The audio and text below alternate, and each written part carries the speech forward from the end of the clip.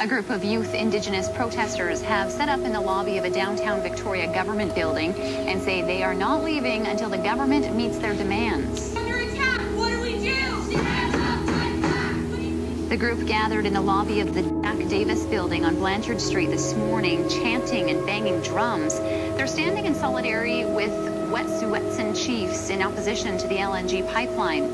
The building is home to the Ministry of Energy, Mines and Petroleum Resources.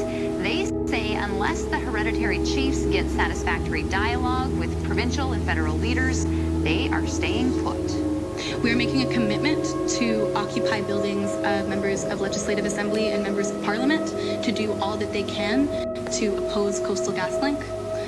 The Canadian government is currently complicit in the violence against Wet'suwet'en people, and so we're calling for all members of Canadian government to do everything that they can to stand against that.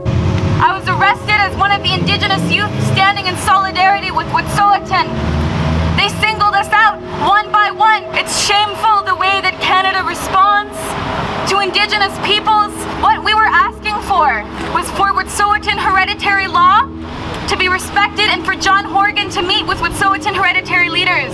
And still, we were responded to with police violence.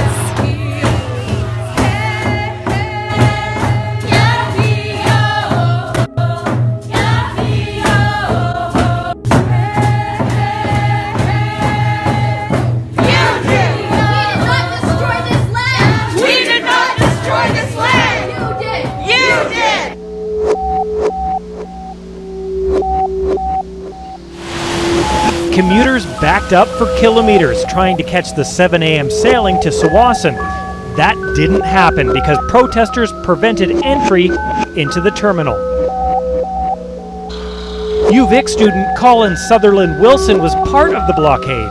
Bottom line, we want Premier Horgan to honor the request to the Wet'suwet'en hereditary chiefs to meet them person to person, leader to leader. Dozens of protesters blocked the Swartz Bay ferry terminal by road and by sea on kayaks. The group made up of students, You